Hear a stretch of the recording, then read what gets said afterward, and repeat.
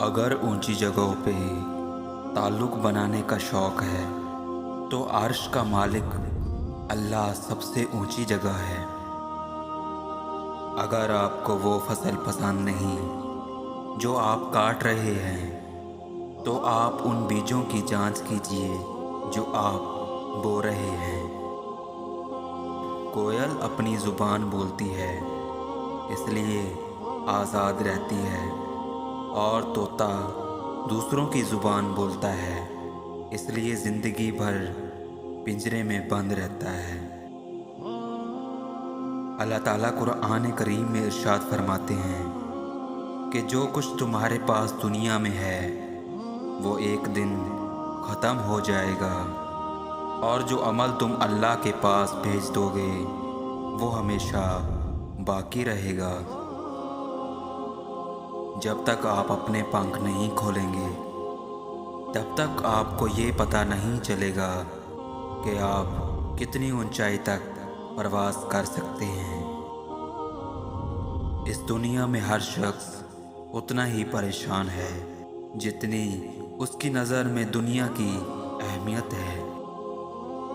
ہو سکتا ہے آپ کے پاس بانٹنے کے لیے کچھ نہ ہو، لیکن شکر کرنے کے لیے کچھ نہ کچھ ضرور ہوگا۔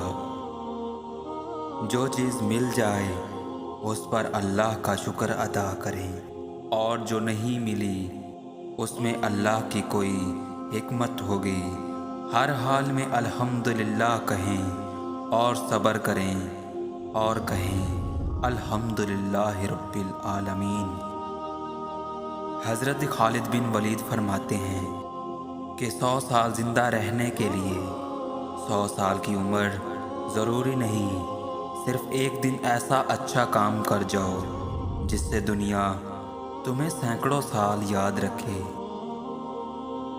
کسی رات کو آسمان کی طرف دیکھ کر اس رب سے باتیں کر کے دیکھنا، تمہیں وہ رب اپنے بہت قریب محسوس ہوگا۔ لوگ دنیا کو حقیقت سمجھ بیٹھے، حالانکہ بنانے والے نے بتایا یہ دنیا محض ایک دھوکہ ہے۔ تمہارے پاس 2 راستے ہیں۔ قرآن کریم میں ارشاد ہے کہ انہوں نے اللہ کو بھلا دیا، اللہ نے ان کو بھلا دیا۔ پھر ارشاد ہوا تم مجھے یاد کرو میں تمہیں یاد کروں گا۔ جب تک تم ڈرتے رہو گے تمہاری زندگی کے فیصلے کوئی اور کرتا رہے گا۔ اللہ کے ساتھ کیے گئے کسی معاملے میں خسارہ نہیں، پھر وہ صدقہ ہو یا خیرات، تجارت ہو یا محبت، راز و نیاز ہو یا دعا۔ لیکن انسان کو یہ بات جلدی کہاں سمجھ میں آتی ہے۔ امیر المومنین امام علی نے فرمایا بدترین عیب یہ ہے کہ انسان کسی عیب کو برا کہے اور پھر اسی میں وہی عیب پایا جاتا ہو۔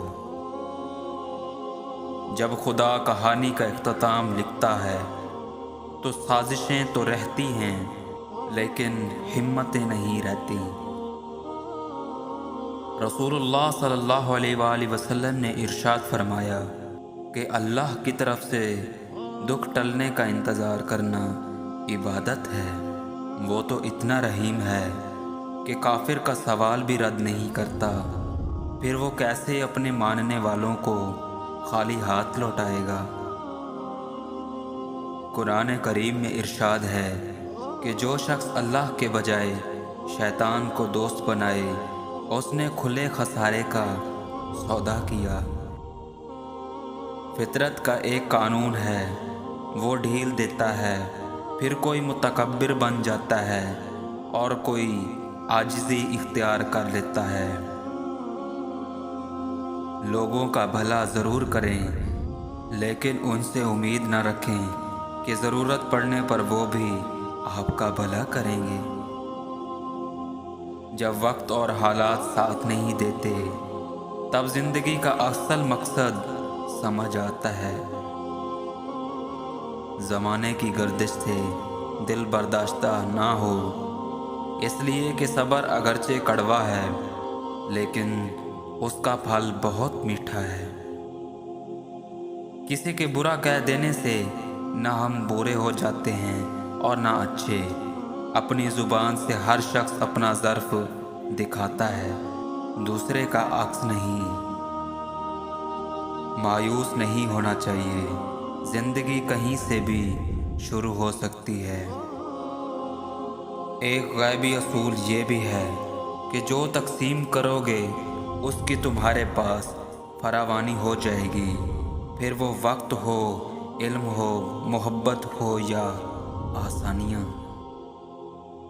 آخرت کی زندگی زیادہ بہتر ہے، مگر تم لوگ دنیا کی زندگی کو ترجیح دیتے ہو، حالانکہ آخرت بہت بہتر ہے۔